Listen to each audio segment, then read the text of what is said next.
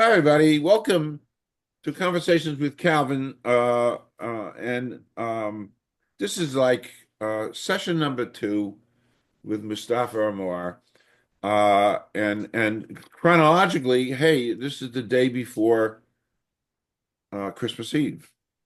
So we're approaching Christmas and New Year's, and some of the energies of what we're going to be doing this session deals with 2025 and making the changes and being aware.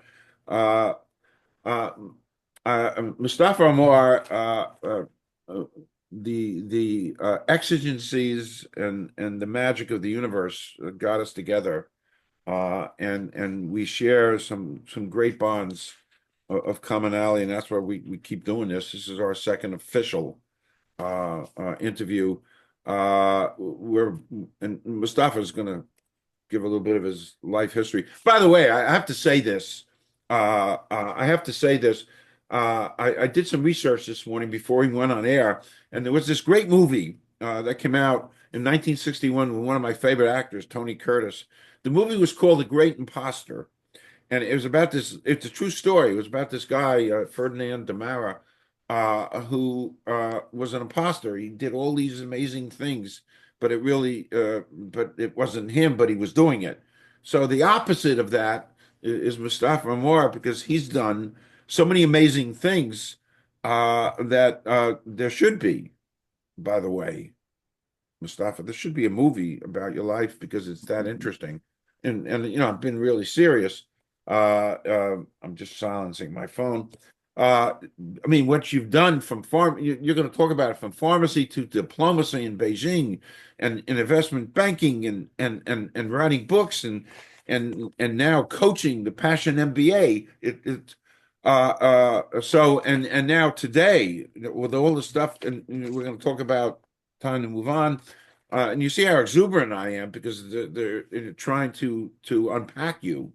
It's great stuff, and I hope the listeners and the viewers out there catch my exuberance because it's real. Your life really is thrilling and continues to be thrilling. And today, jumping into the world of AI, and people out there. There another great movie was with Cher and Nicolas Cage. It came out, I don't know, in the 80s, 90s, called Moonstruck, where Cher slaps Nicolas Cage in the face, and I love that, and tells him to snap out of it. Well, the energies of this interview with you, for those who are watching, is like Cher slapping Nicolas Cage, snap out of it, because you have so much information, and it becomes even more critical as we approach 2025. So critical for people to be aware that the world is changing awfully fast. So we're going to talk about AI, and then the thing that lit my fire is your approach to bucket lists. I thought that was great, and what you did with that, and then we'll talk. So anyway, this was a long. I had to get this out. This was a long monologue. So why don't you do just a little bit of a little history of yourself, and then we're gonna jump into AI. Take it away.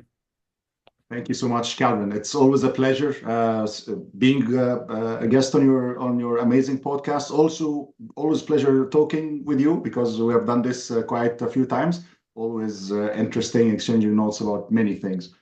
My story in reincarnation vocabulary, I'm in my fifth life right now. My first life, I was a pharmacist out of passion for chemistry. The moment I graduated, I knew pharmacy wasn't for me. So imagine a fresh graduate who, get his first interview to get his first job, and then, oh, the question you ask 5 years from now, where do you want to see yourself? And I say, I want to be a diplomat. So I was crazy, sound crazy even to me, but that was what was inside me. I did my best to reach that goal. It took me 3 years and a half to be a diplomat. Was a heck of a journey, but I loved it because it proved a lot of things to me. Became a diplomat, my life changed. in my second life, I did work in Africa and Malawi. I work in the UN in New York and in China.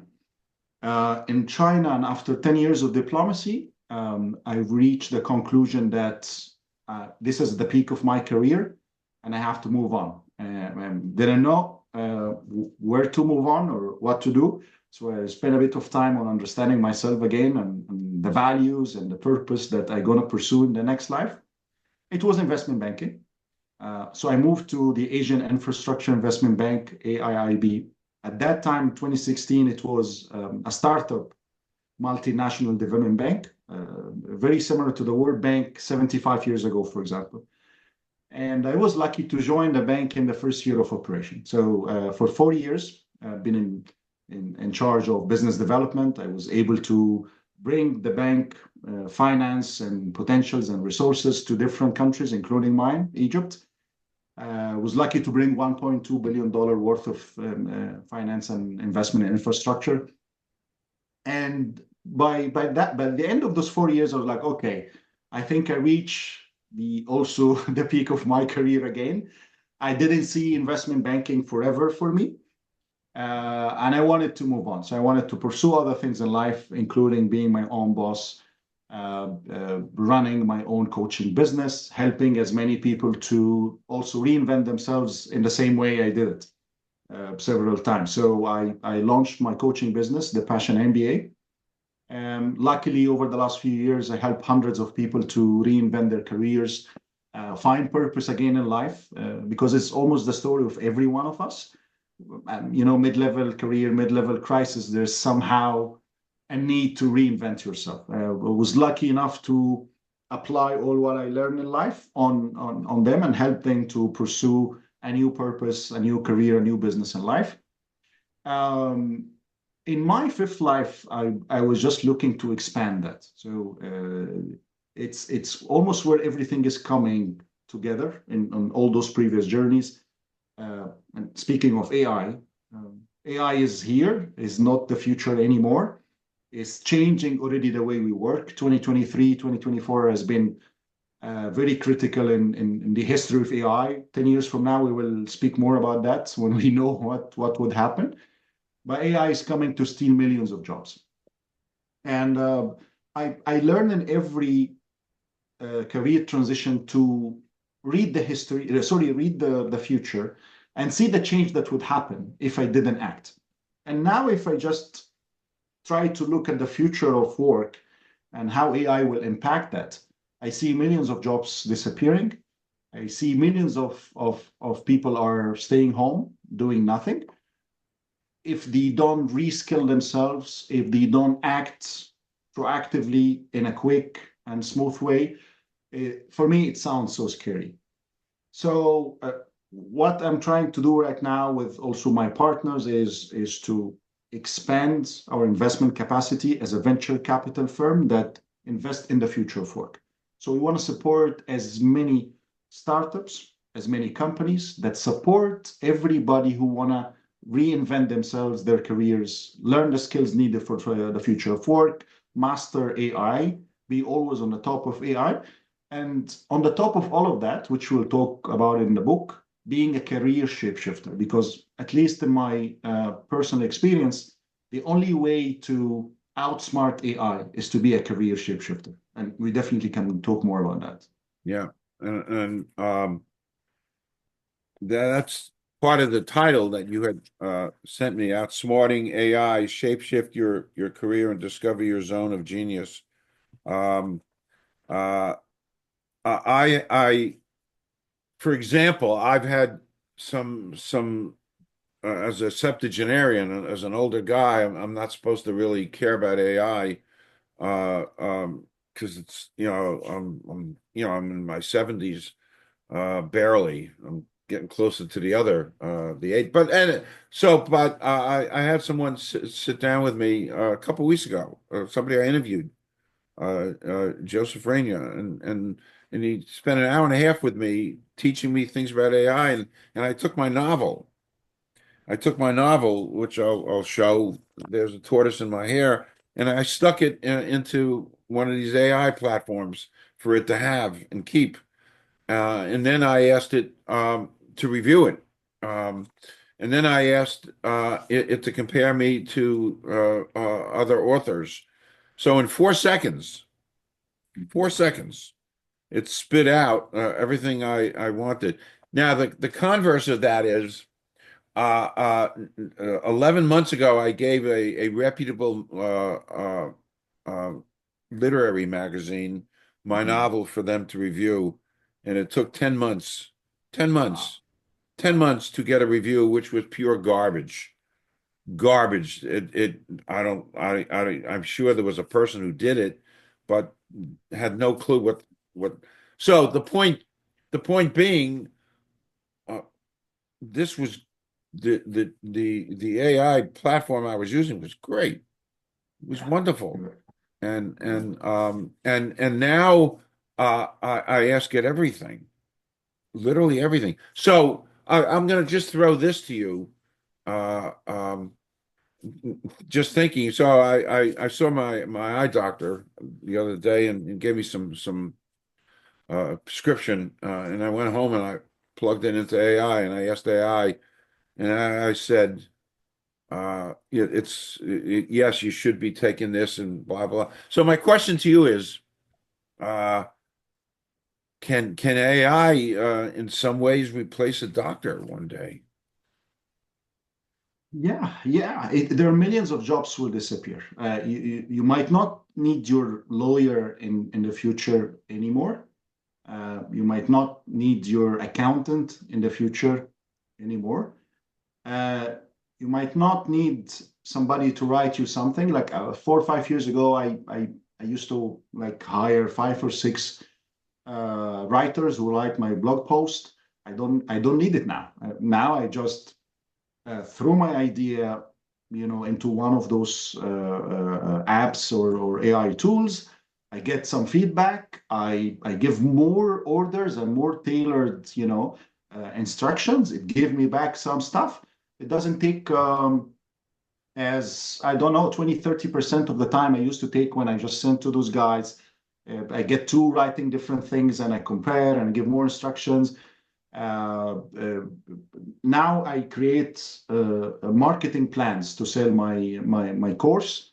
I ask for very specific recommendations in terms of which platform you're going to use to publish your online course, which one you're going to use to get referrals for marketing, and it's so detailed. And to my surprise, it does everything. Now we are at the end of the year, and 2025 is just 1 week ahead of us. And I like always to create a visual board. We can discuss it in details in a near episode or so. But vision boards are very instrumental in getting you very visual about your goals for the next year. And I wanted to create some visuals that don't exist yet. And so I just threw it to AI. Like, create me that picture where me and my dad are uh, traveling across the country from New York to California. We are driving by the highway, by the Pacific Highway, in a nice cabriolet red car, and it gives me exactly what I wanted. Exactly. So even visually, you can do magic.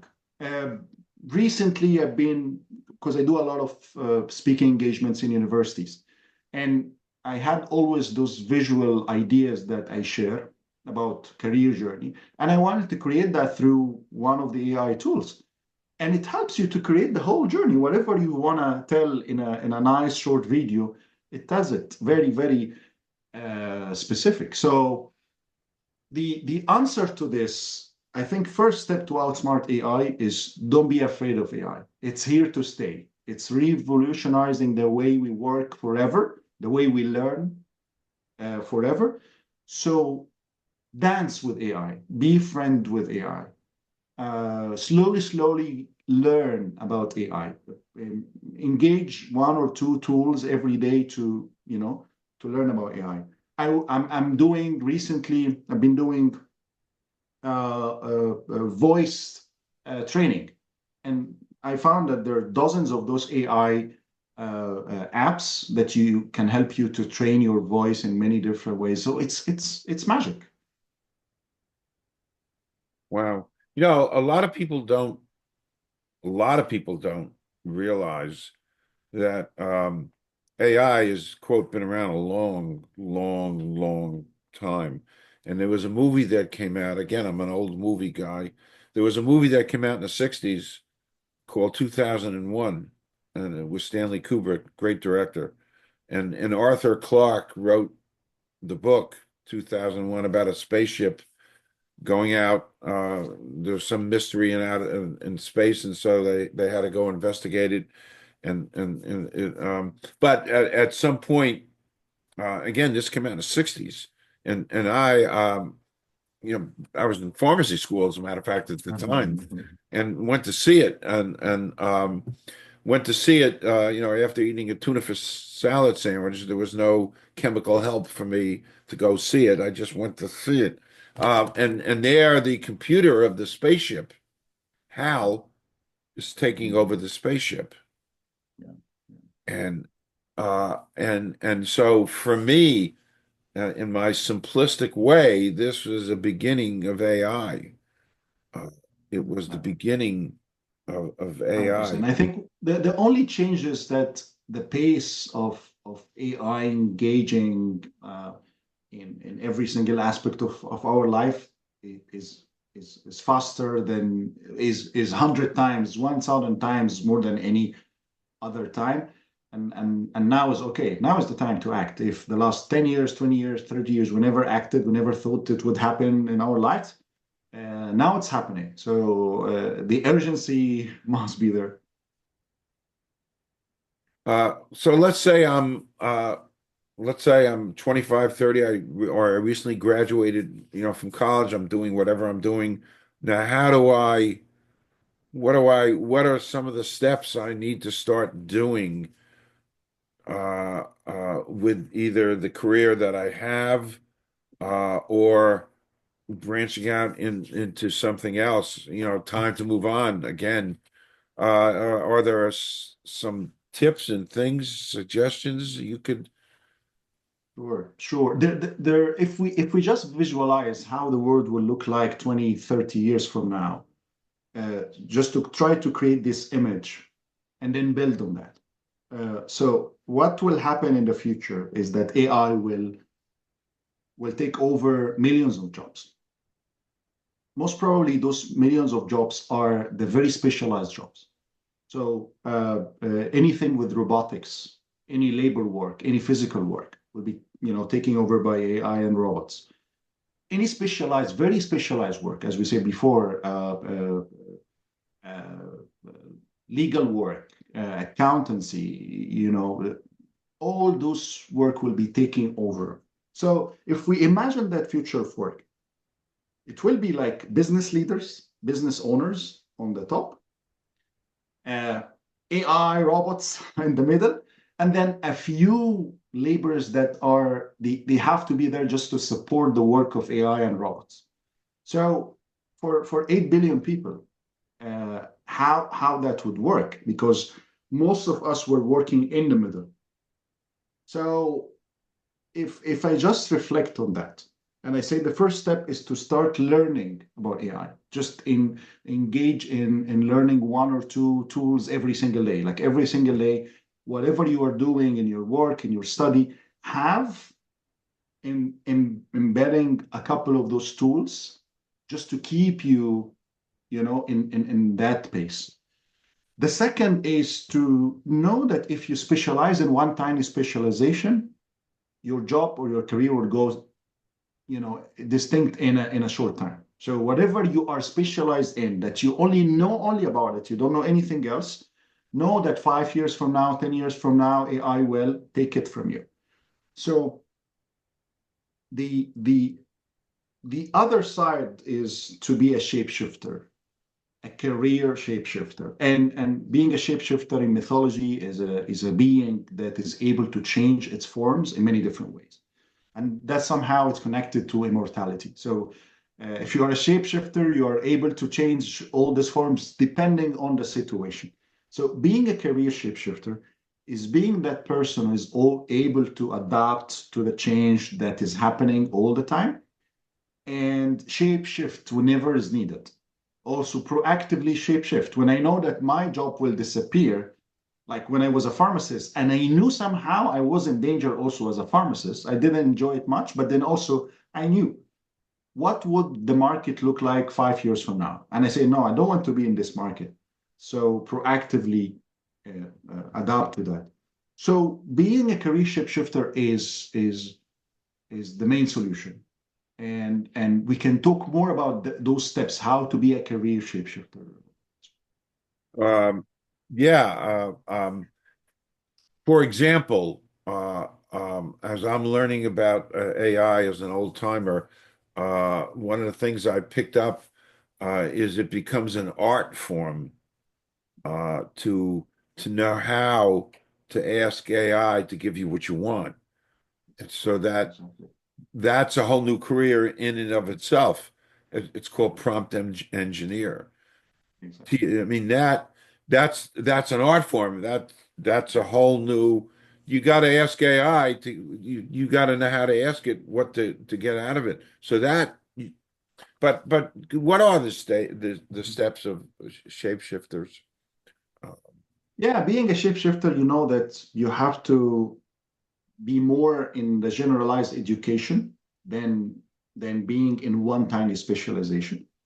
But then also it's important that you have in-depth experience. Like when you start your career, uh, just jump into the first passion that you have. Enjoy that passion for a few years until you run out of passion because it's happening. It happens all the time to everyone. So the idea is to enjoy that passion with in-depth experience. 4 or 5 years is enough in any industry. And then see, mm, analyze where you see yourself, whether you're stuck, whether you can continue, whether you are happy to upskill and grow more in that career, or I would love to enjoy something else. And then the moment you start moving to a new career, at least in my case, when I moved from pharmacy to diplomacy, I was able to work on other skills that I didn't have, including communication skills, for example, negotiation skills. So I had to hone those skills, learn a lot about them, also master several foreign languages. Um, and then I had to move again to banking. So I had to learn other skills that I didn't have in the past. So the idea at the end of the day, when you have all these options, and where you master different skills that help you so you can transfer them with you and help you to move on in your career, this is where AI cannot, cannot put you in danger. The other thing is that mastering what I call irrepressible skills that AI cannot replace is also a key. So, for example, negotiation skills. Negotiations is still luckily is a human interaction thing. So if you are able to master this, it works everywhere. Wherever you are, they will help you. Um, what I call cultural intelligence. Cultural intelligence, if you work across cultures, across borders, having that understanding, in-depth understanding to different cultures, not everybody has. Um, when I say emotional intelligence is super important at work, at home, in your relationships. Having that empathy, being so frank and candid and not so fake, it also is crucial. And you can add a lot of those irrepressible skills to your arsenal of skills. Wherever you move, those soft skills will stay with you. They will never, disappear.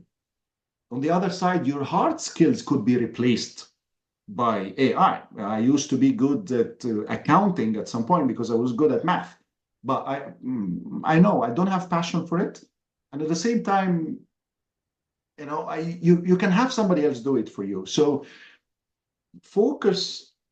Let's say 50 to 70% of your skills arsenal should be soft skills, those irrepressible skills, because those will give you the power, the option to choose, the proactive approach to plan your future 5 years from now and move ahead. wow. it's so I'm taking notes. I don't know how many interviewers. I mean, Johnny Carson never took notes when he was interviewing and did his TV show, but I take notes because I have to take notes. I learned that in pharmacy school. Take notes, and listening to you. There's another fascinating. You said this when we talked last week, and it resonated with me, and I took notes on what you said. Um, you said that ChatGPT is going to be stealing my style. Uh, and that just was like another slap in the face for me. Like, wow. And that's gonna happen too. Yeah, that's true. It's not only stealing your job, it's also stealing your personality. It's stealing your writing style. So now I use ChatGPT almost every single day, without actually asking. Like when I want to write something, it doesn't need to give me that very general vocabulary that everybody use. No, no, no, no. It gives me exactly my vocabulary, the way I write, Wow. in the very simple way I used to do. Even I wrote my book, Time to Move On, in, and it's mine. So after more detailed instructions to take it to the direction I want, it's actually something I personally could write. It's mine. It's really me.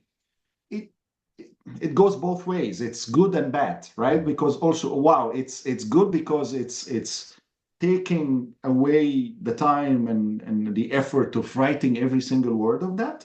But then also it's stealing our conscious, which also, on the other side, it sounds scary, but we don't have an option.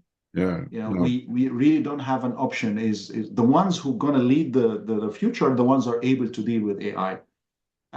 Sometimes I used to ask AI to create an image for the future. I mean, if there's a time, I will share with you some of these by email or so. And it used to create AI as a monster, and everyone else is like a ghost in a tiny ghost in front of AI, scared to death to move on. And the ones are able to lead and manage are the shapeshifters. And every time I ask to create that image, it sounds scary. But again, the only hope was to have as many career shapeshifters as we could. It's funny. Many months ago, as I'm beginning to delve into AI, I asked one of the AI programs which I was messing around with. I said to the AI, I'm really afraid of AI. It scares me.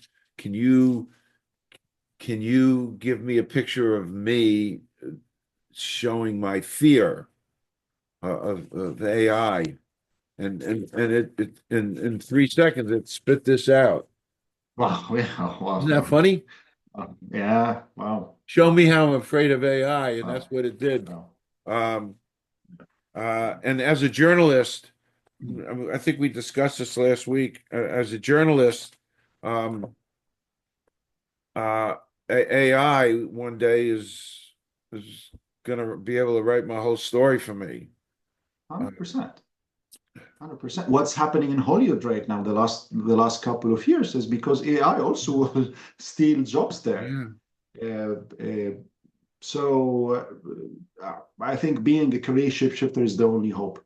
I did try to envision different realities and different solutions, but being a career shapeshifter is again the only hope. Okay. Um, can people reach out and find some of this stuff about shape-shifting? Yeah, it's mainly in the book right now. In Time to Move On, in the first chapter, I speak about the myth of being a supreme specialist. So we mostly grew up learning the only way to succeed in life and your career is specialize in one industry, live all your life there, take that route all the way until the end. Don't ever think of changing that route or taking another one. I also grew up this way. And I thought if you have several passions, that doesn't work. I thought if you change career, that means you're unsuccessful. Uh, but I proved through the first chapter in the book that the other alternative and the other reality is to be a career shapeshifter. And I've shown through the page of the first chapter why and how we need as many career shapeshifter as we could.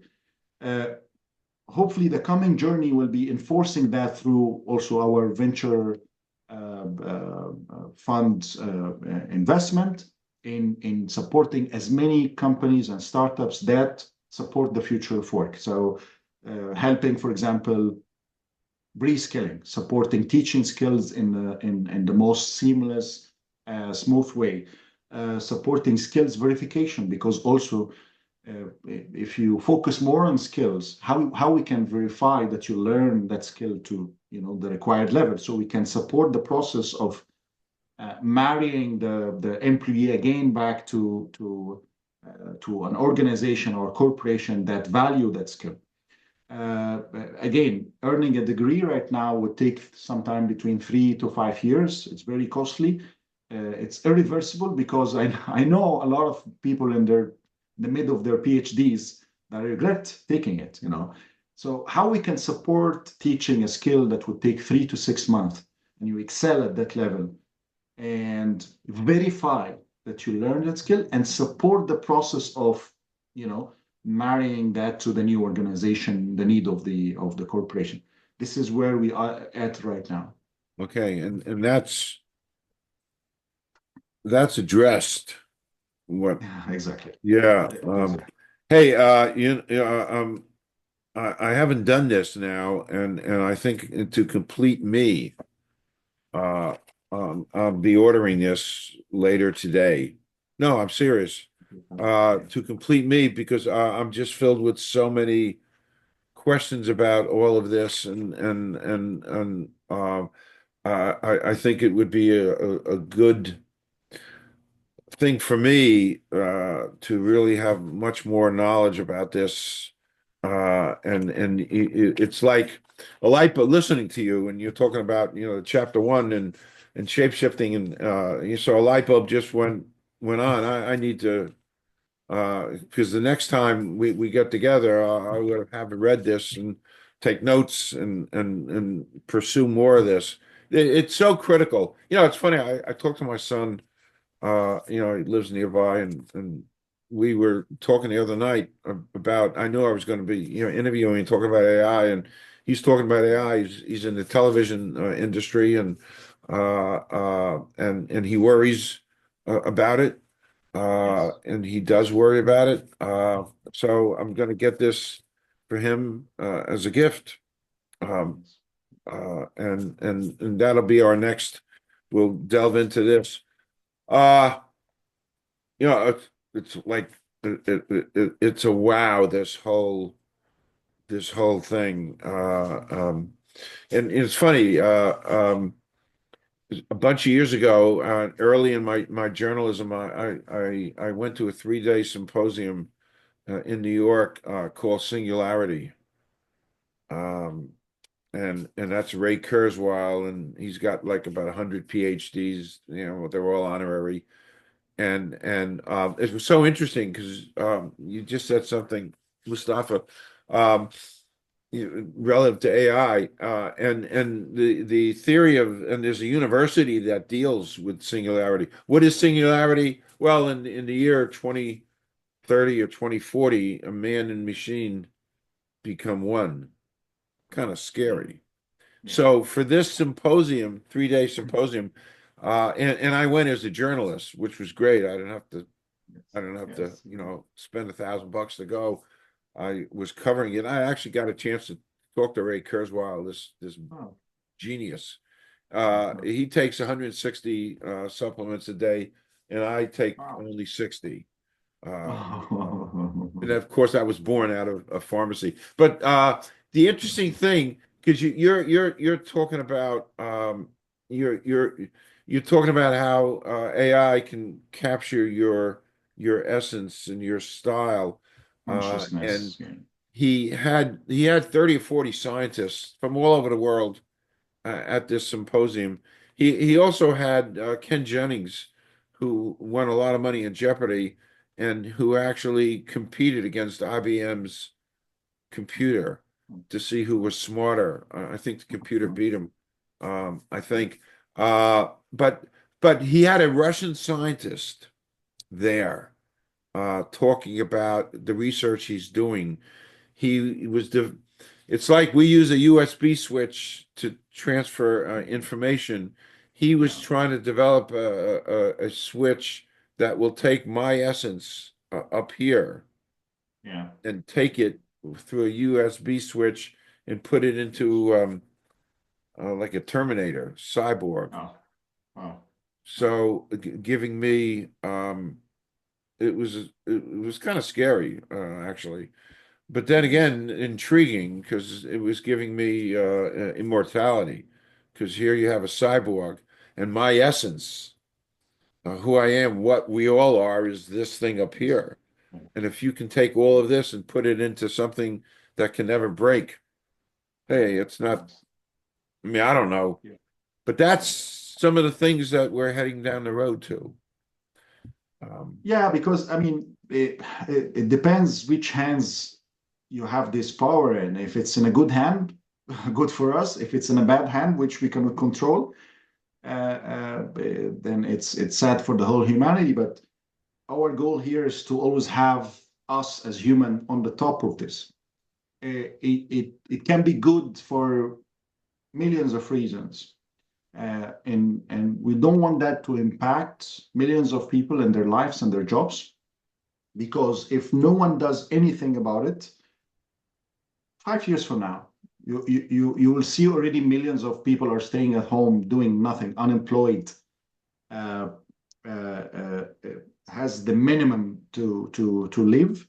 And if we are able to do something right now about it, lobby that and support that vision, then hopefully we have as many people who adapt to that change, because it's happening whether we want it or not. It's happening anyway. The pace is even faster than we may think. I think the pace every year could be at least 10 times the year before.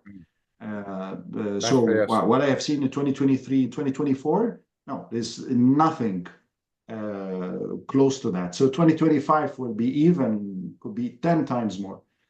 On average, the average IQ is 100. Right now, the AI IQ is 120.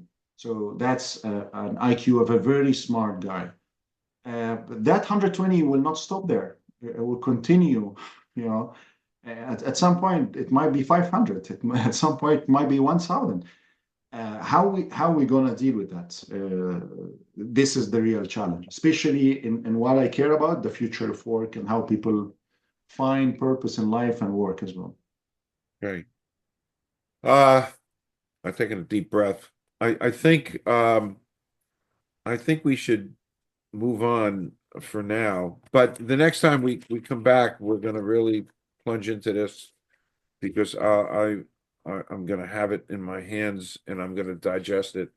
And that'll be our next. But just to kind of lighten things up, because I think we need a little lightning now. Exactly. Talk about you did a wonderful thing I saw on LinkedIn, which is the bond that got us together, LinkedIn. You talked about bucket lists, and you just did a great bucket list. I don't know if I'd be brave enough to do it. I don't mind cruising along the coastline, but you cruised from here to there. So talk about bucket lists, how important they are, and the whole journey. I've written about bucket lists in my first novel. I've had bucket lists of going to Sedona, which I've done, going to Key Largo, which I've done because I saw a movie.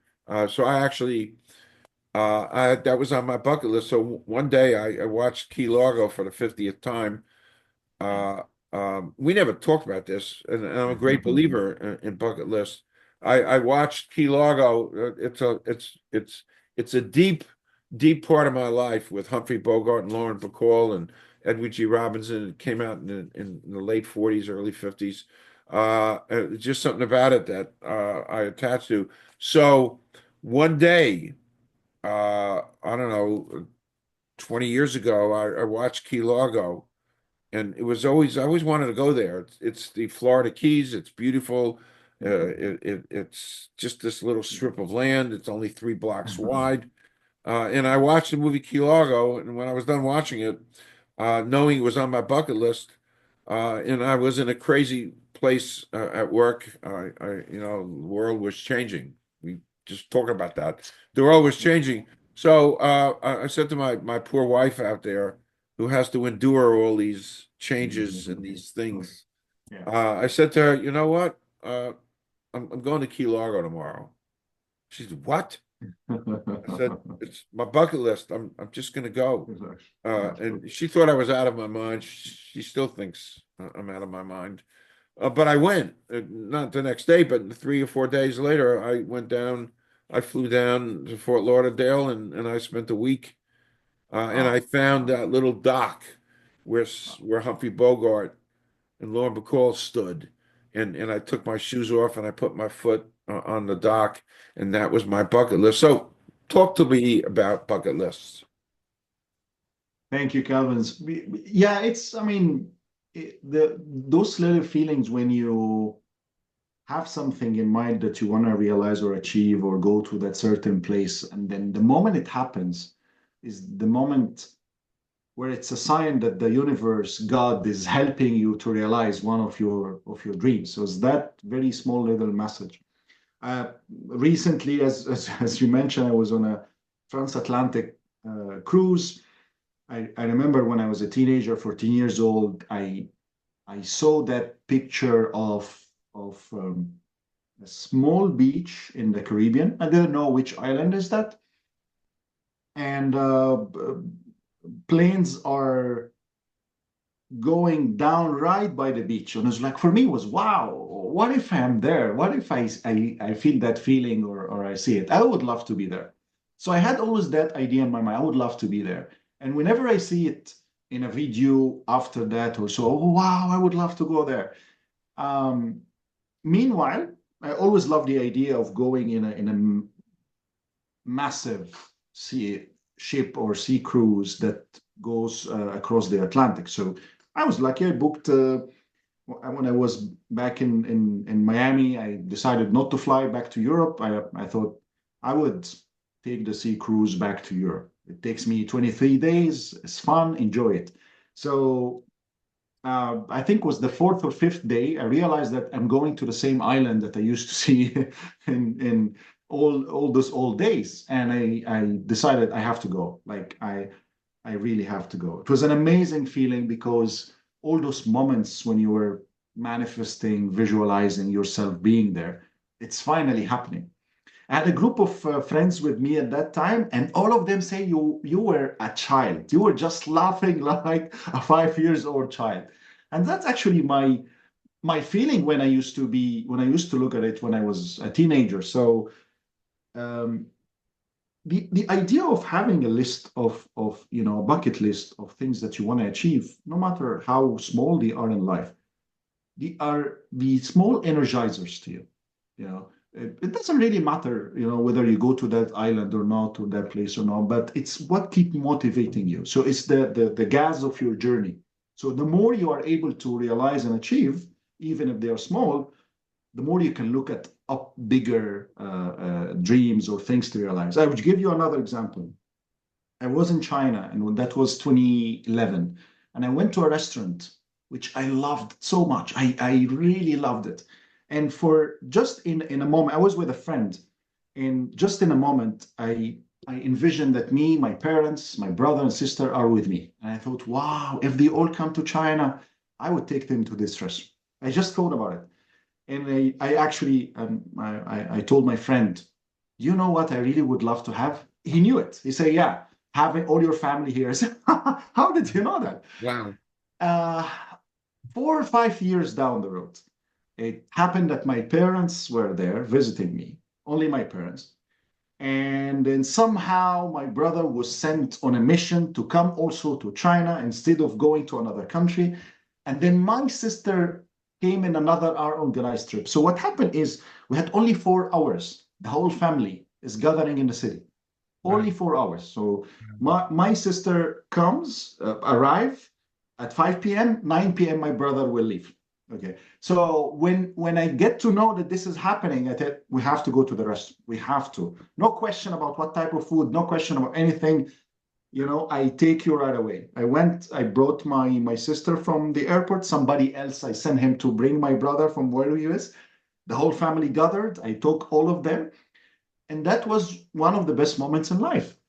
Why? Again, it's very simple. It's just a meal, right? But it's those moments when you wish for something and the whole universe conspires to help you to realize and achieve that moment. So having a bucket list is motivating, is supporting you through the journey. It's the fuel of your journey because the more small things you achieve in life, you realize that I can achieve bigger things in life. Wow. And it's so, when I saw you talking about the bucket list and the fact that I did one of the craziest things I've ever done in my life, completely crazy, made no sense. It made no sense just to pick up and fly down and go to Key Largo and find this dock, this Yeah, old decrepit piece of wood where these actors stood, in 1950. yeah, Just for and the whole thing was 3 minutes, by the way. And you're exactly, standing on the beach and you're watching, I saw the video, exactly. watching a plane go right over your head. And so my Exactly, whole thing, this whole bucket was 3 minutes, but I exactly, did it. exactly, And exactly, it's exactly. part You of did me. it, and it's very satisfying. Yep. Yep. So, that's one more ingredient that we share, being pharmacists and the pursuit of bucket lists. And we keep on discovering more of these things, and we will. So this is a good place to um, conclude this session. And wishing you a happy and a healthy and a wonderful new year, because that's coming. Thank you, And Calvin. only Same good to you. things, Mustafa. I'm so grateful for all of this and the journey, and I call it the journey, meeting Correct, people like yourself, and resonating and illuminating, which you've been for me, truly an inspiration, an aspiration to continue learning. And and literally in 5 minutes after we're done, this will be coming to me, and that'll be our next thing. So Thank you. thank you for your graciousness and your time, your passion, because you have passion MBA, all of this, enriching my life, truly, because there's no stop period. You just keep enriching your life and growing, and that's what this is all about. Keep growing. Um, so we'll talk after the first of the year. I'll keep you posted on this, but thank you so much. Thank you so much, Calvin. Really appreciate being amazing host as usual, and I learned a lot from you as well. Before the podcast, you told me a few different stories and very inspiring. And this is actually the work that we have to do is to keep finding like-minded people in terms of the Yeah, bigger visions, the yeah, kind people who want to really have an impact on the world and keep supporting each other because it's a sign. Meeting people like yourself and other people, it's a right. good sign that we are on the right track. We are on the So right we need track. to find as many people as well. Correct. That's what this is about. Just sharing your message, your knowledge, your wisdom, your experience, sharing all this, because time, we don't have the luxury of having endless amounts of time. I think time is of the essence for people to really, Exactly. and that's what this is about. And also, time to put together a bucket list, you know. So thank you. Stay on. I'm just going to stop recording. This is, by the way, this is great, Mustafa. This is really good stuff that we're doing. To be continued, happy, healthy, and I'm going to stop recording. Don't leave.